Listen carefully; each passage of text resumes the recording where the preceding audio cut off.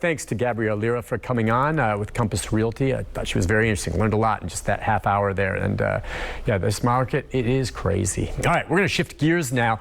Yes, Dr. Calvin Smith is with us. There was a time Calvin thought he might have had a bright future in real estate, and then he realized his true calling was in medicine. Am I wrong, Calvin? Not really, Nick.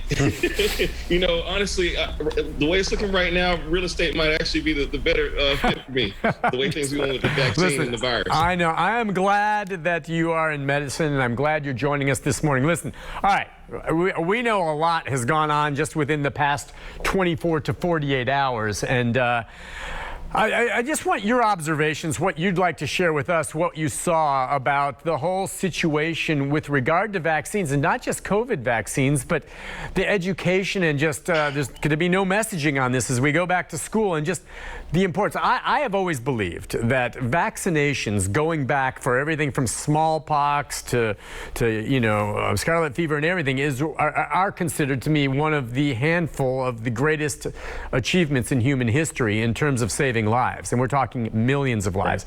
And yet we have this going on, which frankly to me is an embarrassment in Tennessee. So what's your thoughts? I'm embarrassed as well, Nick. You know, we have forgotten the horrors of what some of these diseases cause. And it would seem like, having dealt with the pandemic just now, and it's still dealing with the pandemic, as it were, and it's going to get worse again. But it would seem like we would have a good, strong memory for people dying, for the things that happen, and not understanding what's going to happen as a result of having, surviving these things. It would seem like we remember those things, but we don't. Things like meningitis. You know, people survive meningitis rarely. When they do, they lose hands, arms, fingers, toes. People survive the measles. And when they survive the measles, they have a 1 in 10 chance of having a bad brain infection. So, I mean, it's just so many things that can happen from just living with these diseases. And we had eradicated them or come very close to eradicating them. And now we're kind of back to square one, and we can't talk about them. And they've been politicized. And diseases and viruses and bacteria don't have political parties. They don't vote. They don't vote.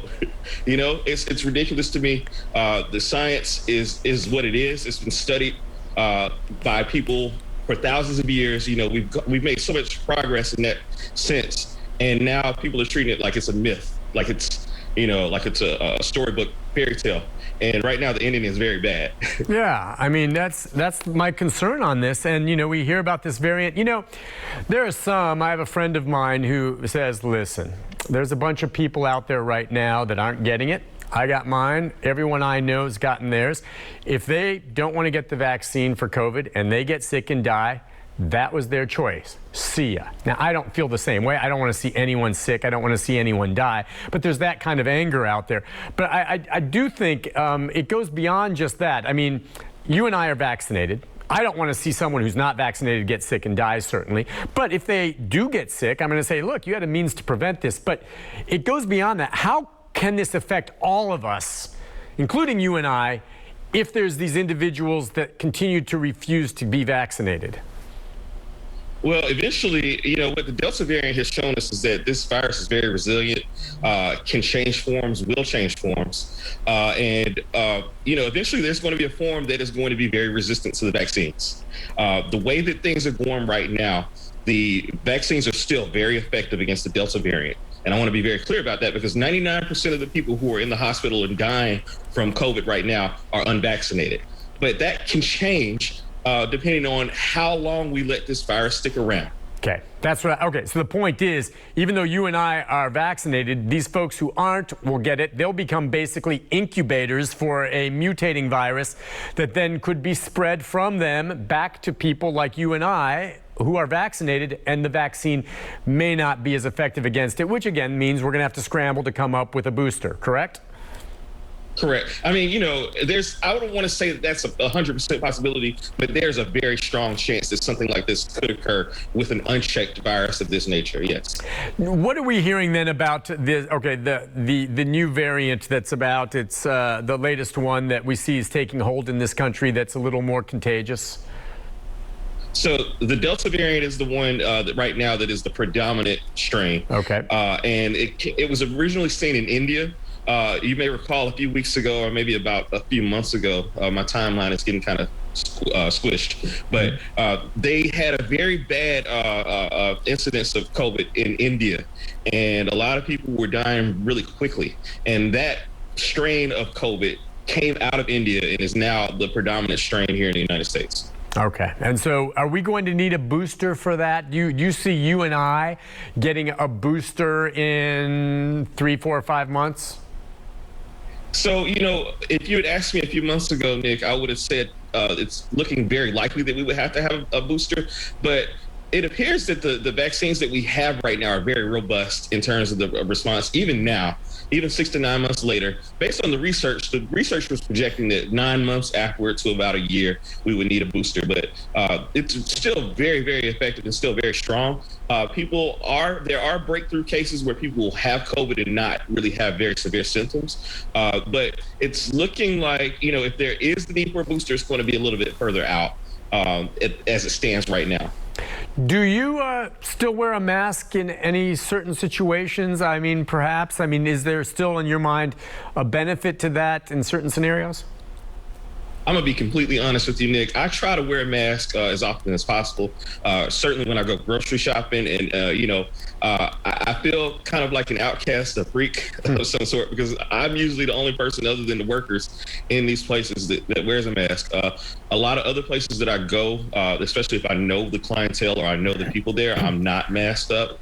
Certainly, the rules of engagement say that I can be maskless, but, I know my patient population is vulnerable, all those kind of things. Sure. So I try to err on the side of protecting those people and try to prevent myself from, because I still don't know the long downstream consequences of having COVID, even if I survive COVID. So I'm really trying not to even contract it in an innocuous form. Yeah, and that's something we're seeing more in the news right now, these long haulers. And that's why I was shaking my head even back when people said, oh, what the heck, I don't care about a vaccine. I don't care about protecting myself. If I get it, I know I'll recover.